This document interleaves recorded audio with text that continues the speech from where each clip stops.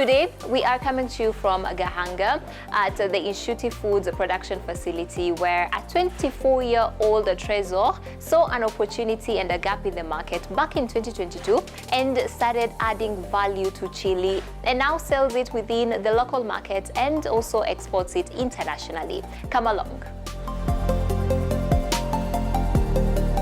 Trésor, thank you so much for inviting us to your space and for agreeing to speak to us today. Just want to understand, how did you venture into chili farming? What stood out for you? Thank you very much for that question, and actually happy to have you here. What's actually made me start out this business?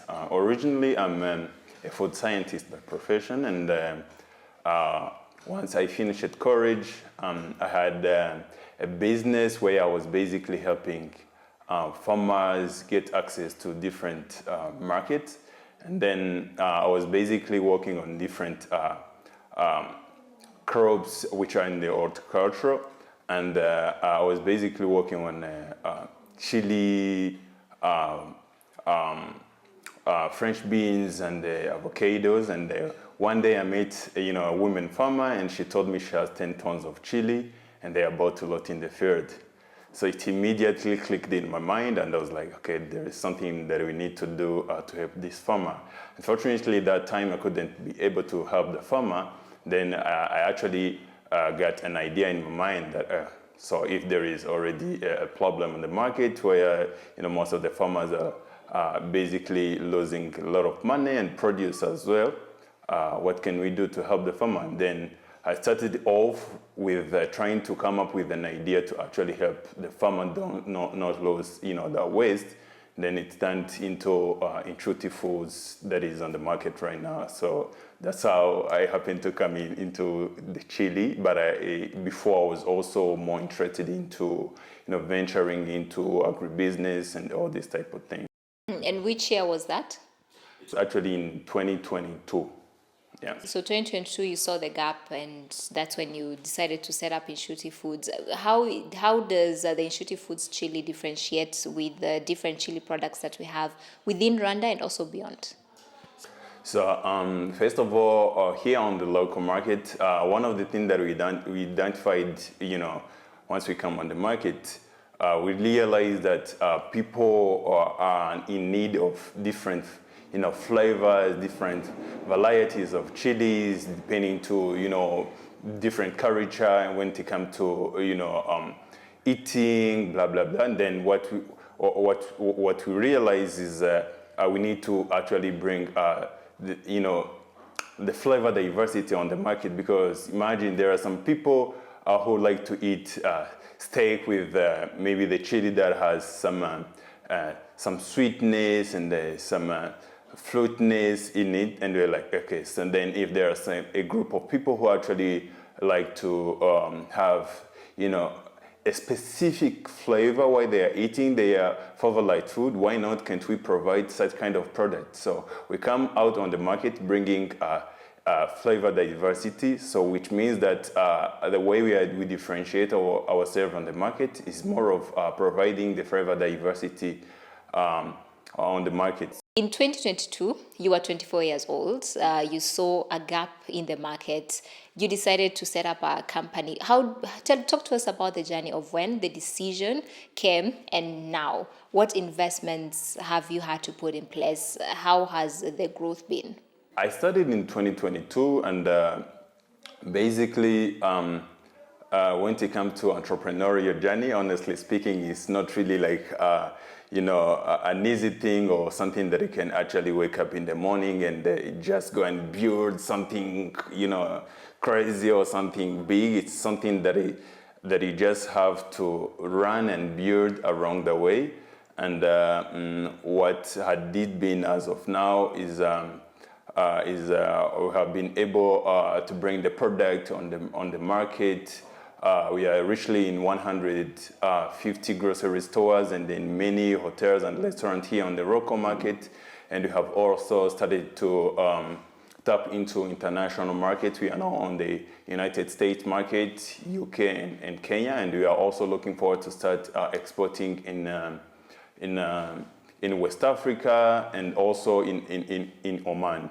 So the journey wasn't really like easy, but though we really loved what we do since the beginning, either me and my team, we are super passionate about this. There is a food scientist team behind this product. We are also generous when it comes to marketing and all these digital marketing strategies. So what I did been like in terms of penetrating the market. Imagine this: we're basically coming out of nowhere, and we had to basically figure out the way to get into all different stores. We had to basically now to more than 500 grocery stores in 2 years, but now we are in 150 grocery stores. So that's the thing about entrepreneurship. It's just that you just have to work harder and harder until you reach a certain goal that is strategic and clear to you. So which is also the beginning to us as of now, because we are now getting to be settled. Most of the people really love our product, and now we are trying to basically see how we can go up country and basically get our product in richly all different stores, because the goal we have as of now is getting in at least 500 grocery stores by the end of this coming year in the whole country, and also making sure that most of Incuti or our friends across the country can be able to access our product anytime, wherever they are. So far, how many tons have you sold, whether it's within Rwanda or even exported? So over the previous year, that was basically our first year on the market, because we launched our product in December 2022. So in 2023, we have sold around 30 tons, and then 30 tons of chili, which is roughly around something like 60,000 bottles. So as of this year, we are looking forward to say around 60 tons, which is roughly around 90 to 100 bottles. And yeah. Almost double the previous year's sale. Okay, and how much profitability would you say you've made in the first year? How much investments did you have to put in place to set the grounds? So in the beginning, we started off with richly little money, if I can call it that. So we started off with an investment of $5,000 US, but as of the previous year, we basically turned into a lot of money, which is something that I cannot really like disclose right now. But yeah, we started off with 5,000, but you can imagine if we sell it, if we sell our product on 1,500, and we have sold around 60,000 bottles as of this previous year. So we have richly used the money. So the profitability is there? Yeah, it's there, obviously. And how do you source your products? How do you work with farmers and communities? So what we do is we have a community of 50 farmers who are in Rwamagana, in Kibungo, and also in Bugesera. And then what we believe is that whatever we do must have to benefit on the local communities, because they are the one who need to, who don't really have that voice, and we believe that we are there to be actually, their voice throughout what we do. And then what we do is we just work with them on daily basis, and then later on we basically help them in through the journey of growing the chilies, blah blah blah, and then later on we source the chilies from them. Then we bring them here in our factory, and then we start the chili processing procedures starting from here. So, but we basically source them from the farmers. The whole process of this, their difference depends on the flavor we are just producing, but what we do, it's just to communicate with the farmers. They all know the criteria they require them to give us the raw material. Like chili, we are just have the criteria on the recording form. Just they really know what they brings, and they give us the chili which is not rotten, and which is full ripened. Then after receiving, we check out those criteria they know, and after the process began by receiving them. Then after receiving the raw material, not only chili, like pineapple, other garlic, and whatever spices that we are using in processing. The process continue with weighing and washing in the washing room.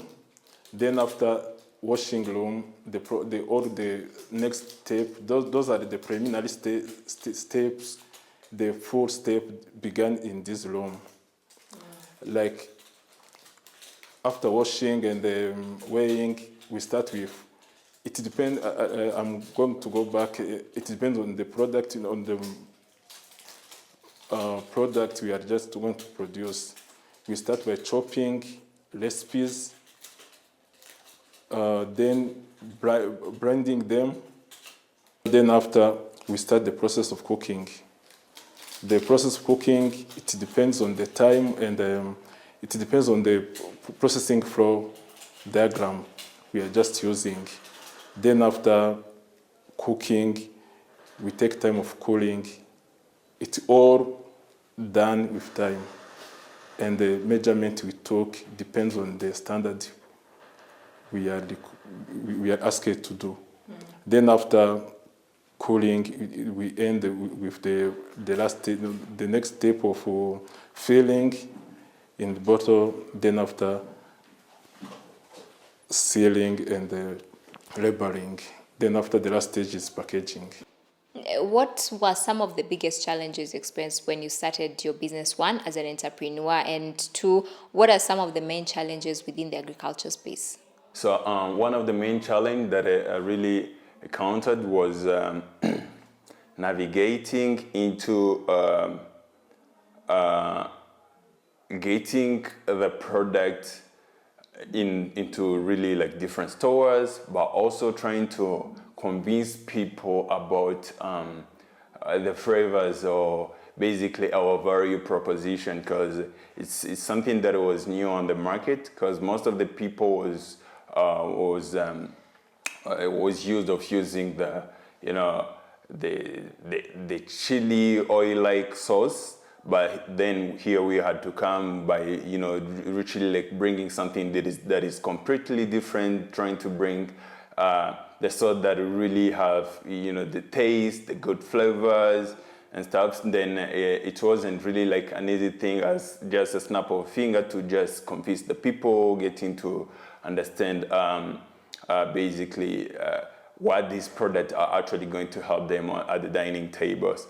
But more than that, one of the challenge was really navigating into standard certifications and stuff, because that's the thing when you are into food manufacturing business, because you basically have to have all this certification on the get-go so that you can be able to bring the product on the market, and many people use it. So, but we also had an advantage for us in the team, because we have the background in food science and stuff. So we had to basically navigate into it, accordingly. But because you see, when you just bring a product on the market, you don't really have like a lot of things that goes with having the right product on the market at the same time, especially when you're starting out. Then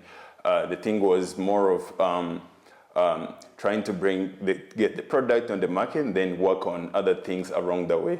So that was it. But it was kind of challenging, but also fun. Yeah. How do you perceive the agribusiness here in Rwanda, as well as the food processing industry, in terms of opportunities present? I think, as you know, here in Rwanda, around 70% of the population derive out of, derive due to agriculture and stuff. And then it's a very big opportunity for most of, especially, young Rwandans to venture into this field or this industry, because there are a lot of big opportunities. There is also the plan of Rwanda of basically increasing, the farming land for basically people to be able to use the land to grow. So you see, and agriculture is something that we always be there.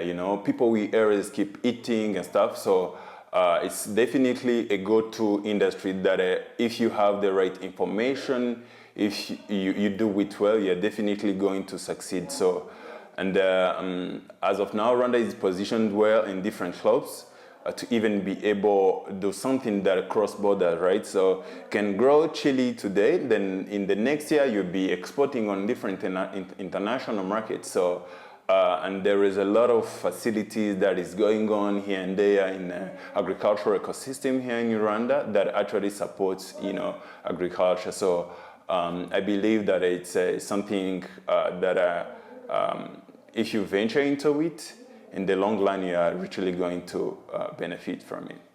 When it comes to packaging, when you speak to different players within the market, packaging is usually a main challenge. How do you navigate this? Do you perceive it as a challenge to your business?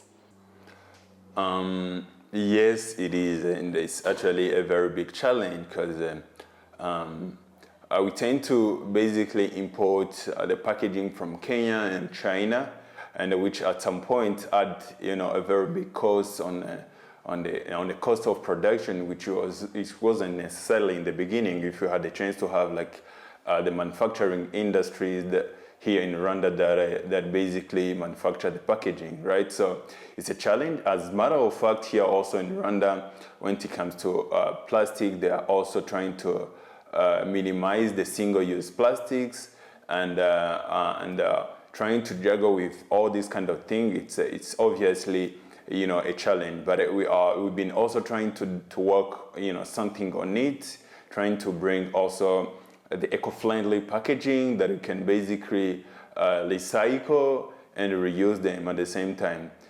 It's really a challenge when it comes to packaging, bringing them that far away from China, because it's richly rich here, with almost a double cost compared to how you bought it. So it's richly a challenge, but I definitely have to play around with it and see what we can do. And that's basically the main reason why I've come up with the concept of bringing, sustainable packaging that you can basically recycle and reuse.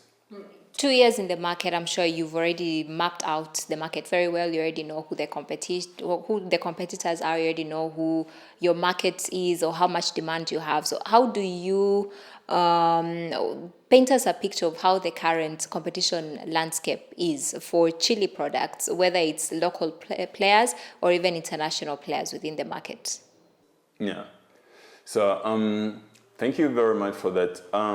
I think the local competition is there, but it's also an open market, because this market is around $5 million US, the local one. On international, it's almost $7 billion US. So you see, really, like it's a very huge market and stuff.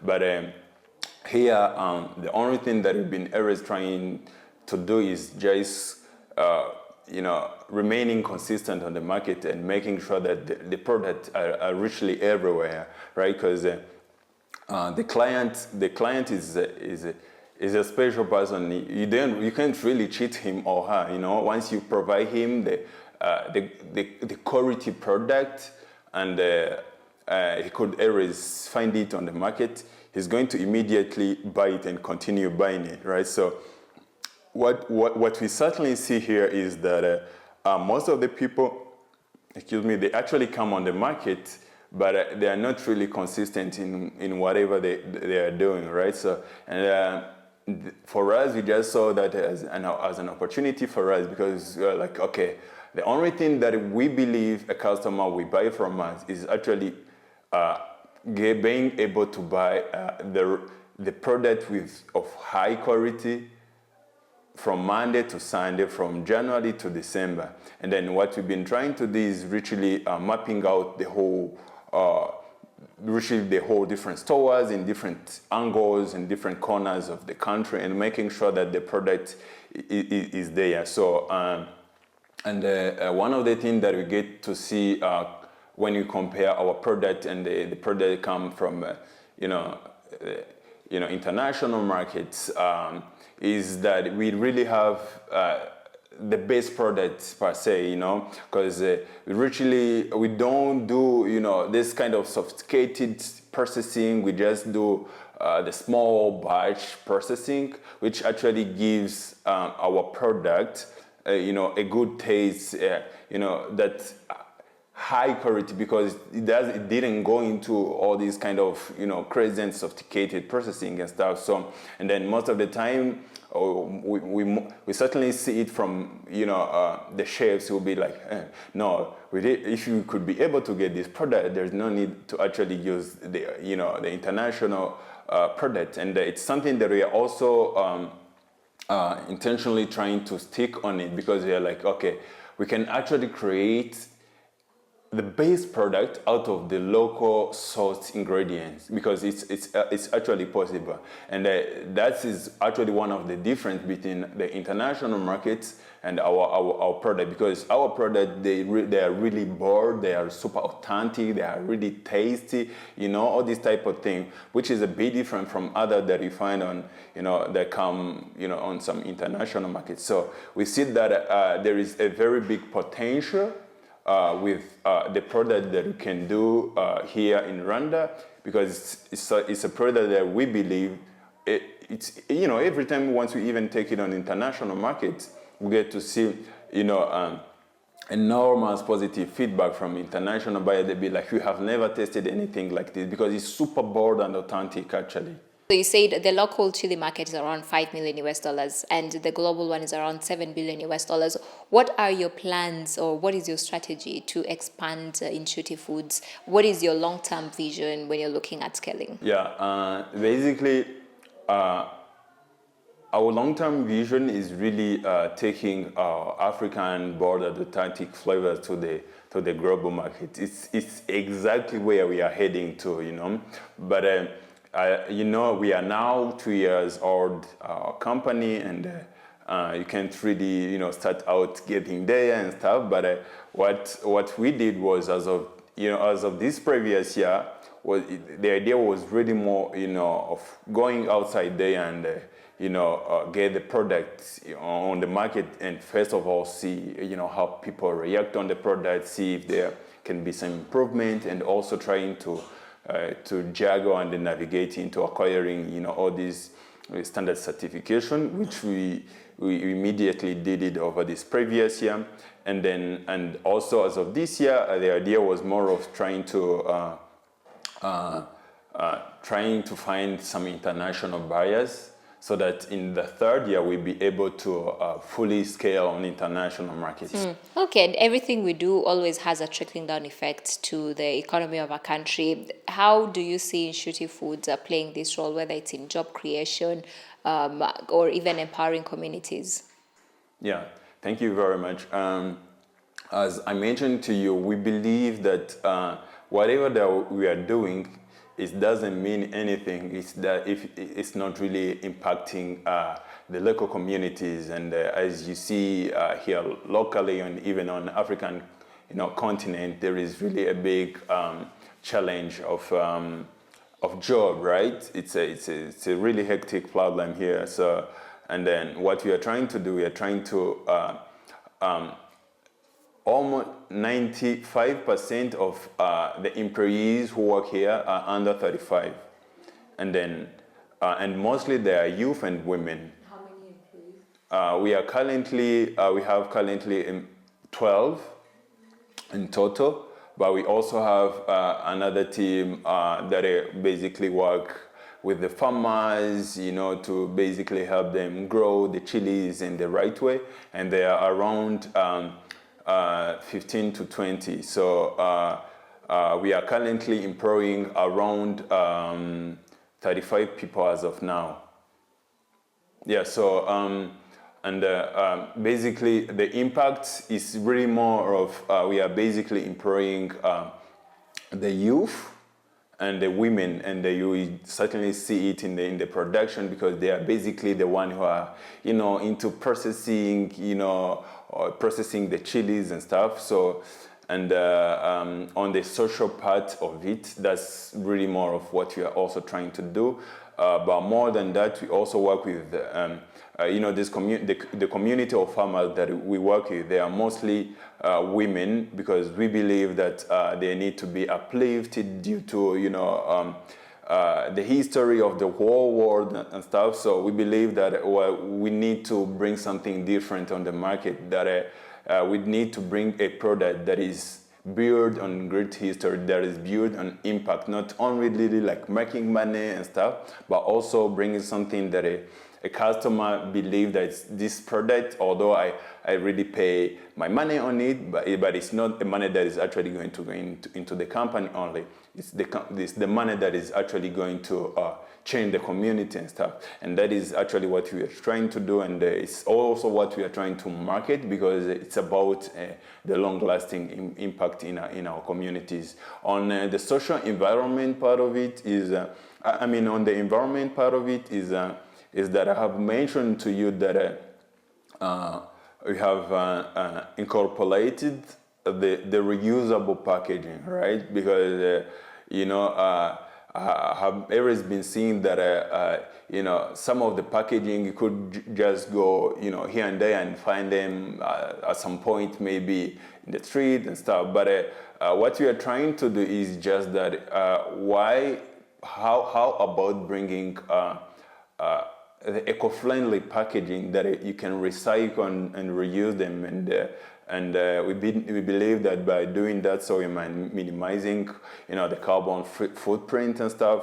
Then that model been actually working very, very well, and we are actually encouraging a lot of hotels and restaurants to actually adopt this, because it's something very incremental on the environment. So what we do is we just give the product to the hotels and restaurants. Then at the end of the month, we just go and collect all these bottles.